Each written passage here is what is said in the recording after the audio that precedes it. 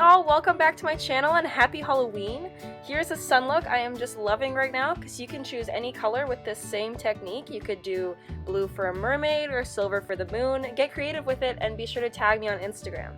I hope you enjoyed this fun costume look. If you did, hit the thumbs up button and be sure to subscribe to see more Halloween looks throughout the month. Thanks for clicking on.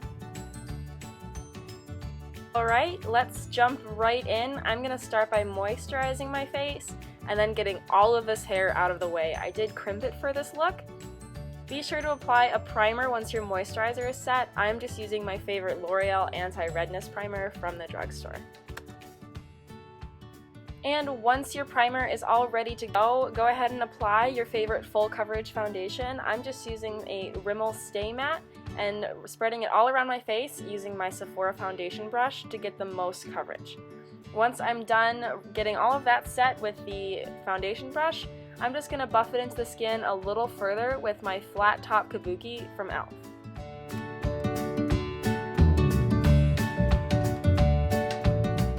Once that's all done, I'm going in with this cheap cream makeup you see at Target and Goodwill and a cosmetic sponge, and I'm using a little bit on my cheeks, down the center of my nose, a little bit on the forehead, and on the chin. Doing kind of a contour with this, a highlighting, but mostly I'm concentrating on under the eyes and on the chin. And just be sure when you're applying this cheap cream makeup to use a patting motion instead of a smearing one. Now I'm just going to set all of that with my translucent powder from e.l.f. and a regular old powder brush from Sephora. Now with a powder contour, I'm taking this fluffy angled brush and going right underneath the cheekbones, down the side of the nose, underneath the lower lip, and a little bit in the temple area. And I'm just going to switch up into a larger brush to blend that out just a little bit. We still want it to be pretty severe. You don't want to be shy with your contour with this look at all. And now that we are using a larger brush, go ahead and contour underneath your jaw. You want your jawline to really stand out to mimic the sun's orbiness, I guess. And now I've just grabbed two of my favorite bronzers from the drugstore. I'm starting off with Rimmel Stay Matte. All the shades will be in the description box below, but I'm not being shy with this bronzer at all. I am the sun, I should be bronzed. Now onto the Vegas strip from Physicians Formula, and I'm using the light parts on the highlight and the dark parts of the strip on the contour to give a much more shimmery look than the Stay Matte gave. Don't be shy with this either. You want to be shimmery and bronze and delightful. Even take those lighter golden shades in the palette and go down the bridge of the nose, go on the chin, on the eyelids, everywhere. Just get really nice and bronzed. Here is a CoverGirl golden shade that I got a long time ago. I'm not sure they carry it anymore, but any golden eyeshadow will do. I just grabbed a clean cosmetic sponge and I'm just taking that all over the highlights of my contour and highlighting to give it a much more golden appearance than the bronze. I'm going over all of those highlight areas, the eyelid, the nose, the top of the cheeks, even on the chin. I think it was at this point I realized I was more of a bronze goddess in the sun, so don't be afraid to pack on golden shadow. You should have a little bit of a yellow golden tint to you in general. Or you know, if you're the moon, use silver or blue if you're a mermaid. And since I was looking at my eyelids, I thought it could use a little more depth, so I'm going in with that contour powder that I was using. It's just a matte brown shade, any will really do as long as it's kind of close to your skin tone. And I really deepened up my crease with that color, and I went under the eyelid too, with that big fluffy brush so it's not too intense. Now on to eyebrows. Now I normally make mine pretty bold, but now I'm going above and beyond. These are going to be big and extended and thick, and whatever you're comfortable with, go for it. Here I'm using MAC's Fluidline Gel Cream. I just did a brand new tutorial for that last week, which will be linked below, or you could probably click in the upper right part of your screen for it. Also, there is a 5 ways to beautiful brows video that I did earlier this year that will also be linked below if you don't happen to have this particular product. For this look, I really squared off the fronts and extended the tails, but do it however you like it. I just like my brows like this for this look. Before moving on to the rest of your face, give your eyebrows a good look and make sure they match as close as you can get them to. Now I'm going back over them with that yellow shade from CoverGirl that I use on my face to give them a more yellow hue rather than just brown, since I am the sun here. Now this is a Maybelline color tattoo. I know they have a more yellow shade. I just happen to have had Barely Branded. You can use any eyeshadow for this, but I'm using it as a highlight on my eyelids, under my eyebrows, down the nose, on the chin, and on the top of the cheeks. It just has a really metallic appearance, and I thought it would go really great with this look.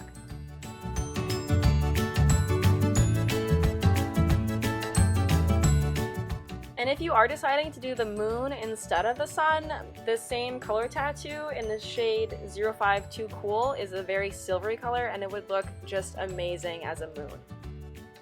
And let's do a little happy dance because it's looking so good. Feel free to stop here if you don't want to do glitter, but I'm going to go ahead and keep going. I got this tub. It's a dual glitter tub from Michaels. It's got a large sequin size and then a glitter size. And I'm using eyelash glue. I tried using liquid latex, but it didn't go very great. This one's just from Revlon. I found it at the drugstore, and I'm tapping on glitter with my fingers. I'm using the large size first in the contour portion of my face. I noticed that the finger technique really made my hands a mess, so I started using a cosmetic sponge. I'll show you how that looks a little later. It wasn't perfect, but it worked out just fine. The key to this for me was just having patience with yourself and the eyelash glue. It worked great, but you have to find what's going to work best for you. I didn't like using my fingers so much for placing glitter, that's why I switched to the cosmetic sponge here in a little bit. It just took a really long time for the fingers, but if you want to get really detailed, go for it. And don't be shy when you're pouring glitter out into a plate. I used a bowl. I ended up refilling my bowl all the time, so don't be shy pouring it in there. You'll probably save yourself a bunch of time. I'm just going down the jawline too with the larger size glitter. I'm doing the whole contour over with the larger size gold glitter. Just put the glue in small amounts and work your way up into layers. I was putting the glue where I thought I could use more, making a point if I wanted one, bringing it in as close to the hairline as I was comfortable with. And I'm going to pop it down onto the jawline on this side too and try and get everything to match, always looking from one side to the other to see what'll look good. As far as placing the glue goes, I thought a cross-hatching method worked pretty well. So you could try that or just use dots, whatever works best. And I like the way this was looking so much, I thought I'd go under the lower lip with the big glitter too. That's totally optional. If you don't think it looks good, by all means don't do it. But I wanted as much glitter on my face as I could fit. So under the chin it went, and we'll put some smaller glitter there too so it blends better. I also went in with the contour on either side of the bridge of the nose just for a little pizzazz near the eyes. And I put a little bit on my crease as well after I did the forehead bit here. Just be really careful when you're working around your eyes. And when working in the temple area of your forehead, I have a pretty heart-shaped face, especially with my widow's peak, so I tried to make that work for me. But if you don't have a widow's peak, just make a nice arch where it's thicker on the sides and gets thinner towards the top.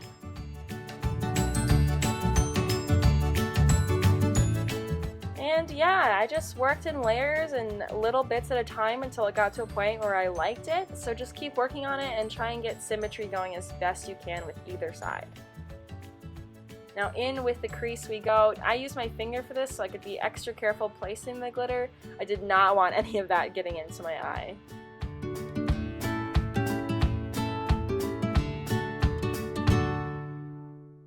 That's just what my sponge was starting to look like. Don't pick it off all the time like I did. It creates a nice little film between the stickiness of the sponge and your face, which makes applying these glitters so much easier. Now for the small glitter, using a lot more glue worked better for me just because there was so much glitter on the sponge when I was doing it. I'm going right on top of the large sequin size glitter with it, and then I ended up putting a little glue down into the larger size glitter to blend it up a little bit. There's my cross-hatching method again that worked pretty well. There's still some stickiness left with the big glitter parts, so the little glitter will sit pretty nicely in there.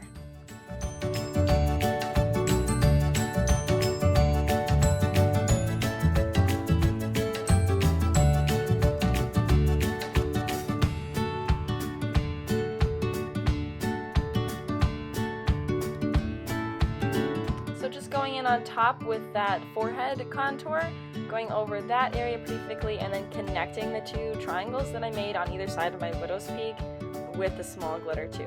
And later I realized I didn't connect between my forehead and my cheekbones, so I did go in there and do that. So now would be a good time to get that done.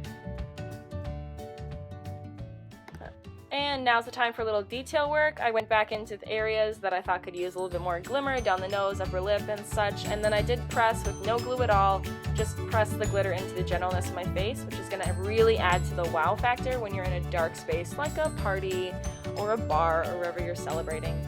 And then I did do the brow bone. I used a lot of glue here because I didn't want any glitter falling down into my eyes. That is not what you want to do here. Be careful. And now that we're talking about the eyes, I went in with my new gel eyeliner that I've been trying out and really liking from Sonia Kacik and Target.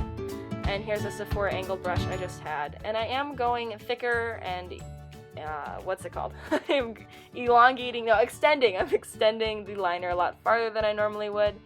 I just really want it to be intense and have a big distinction against all the glitter, all that black liner.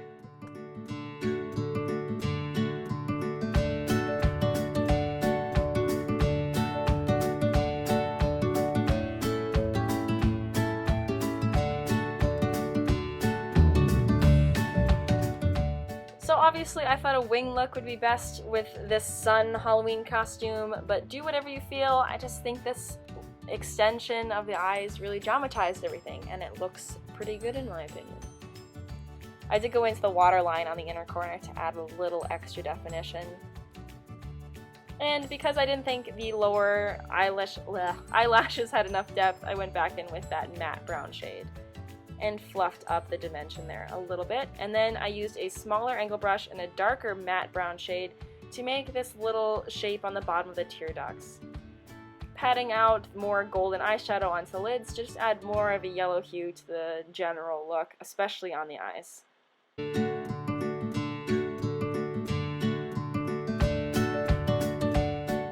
And I did a little extra cleanup work. I was taking a better look at all the shapes I made with all of this glitter, and I added just a little bit more of that fine glitter around the edges. If you haven't had enough of my glitter talk, I did press more fine powder in, holding the bowl underneath my face so I didn't make a total mess everywhere. And now it's time for lashes. So let's let this glue get nice and tacky and place it on. I did double stack lashes. This pair I have on is in Allure. I forget their name, but the lashes were pretty even in length throughout. And now it's time for a second pair. This one has a very heavy long lash on the outer corner, so it has more of a dramatic effect with them together.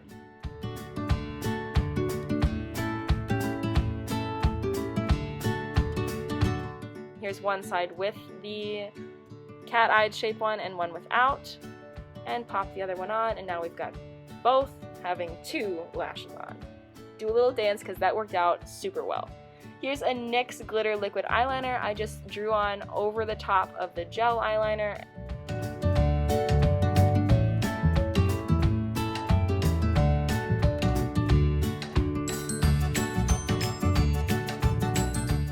And I did also go over the bottom of that darker brown shadow I used to make that tear duct. I went all the way around that shape to just add a little extra pizzazz underneath the eye.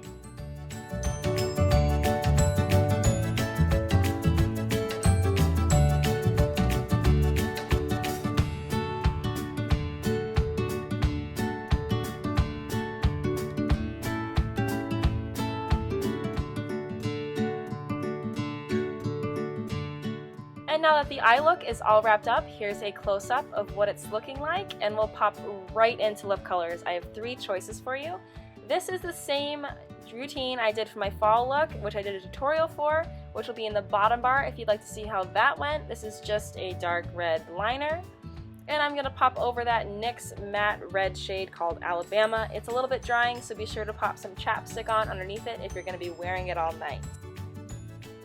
So if your sun outfit calls for something a little more dramatic, I'd say wear the dark red lip. I think it looks really nice together. Moving on to something a little in between, here's a Milani shade, a pinky nude in Nude Creme number 26. I love these lipsticks. I collect and hoard them. And for my favorite look for the sun, this is just foundation and a little bit of that gold eyeshadow I put on my face from CoverGirl. I so hope you enjoyed this look. It was so much fun for me to do it for you guys. I think it's a great, beautiful look to do to go to the bars, or to go to a house party, or to go out trick-or-treating with your kids, anything. This is such a fun look, and it only took about 40 minutes for me to get it done. So happy Halloween to all of you. I hope you have a great October.